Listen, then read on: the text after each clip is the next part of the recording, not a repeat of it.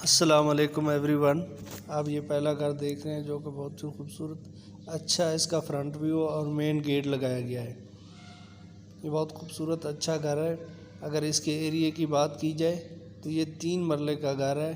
आप इसका बेडरूम देख रहे हैं, बहुत खुला बेडरूम है और वॉल पे वेदर शीट लगाई गई है, फ्लोर पे टाइल लगाई गई है और वेंटिलेशन विंडो भी दी गई है और बेडरूम में साथ आपको अलमारियां भी दी गई हैं।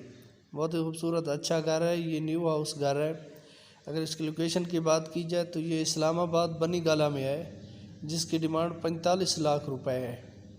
ये आप सीलिंग का डिज़ाइन देख रहे हैं, बहुत ही खूबसूरत था। ये वाशरूम पे फ्लोर पे टाइल लगाई गई है, वॉल पे टाइल लगाई गई है और यहाँ पे गैस का मीटर भी अवेलेबल है। इसके साथ ही आपको दूसरा घर दिखा रहा हूँ ताजपुरा लाहौर में, जो कि 2.5 मरले का है, जिसमें 2 बेडरूम और 2 वाशरूम्स हैं। ये आप इसका फ्रंट व्यू दिखाया गया है, इसमें गैस भी अवेलेबल है। अगर आप न्यू व्यूवर्स हैं तो मेरे चैनल को सब्सक्राइब करें और बेल आइकन को प्रेस करें ताकि इस तरह की और स्पेशल वीडियो आपको मिलती रहे।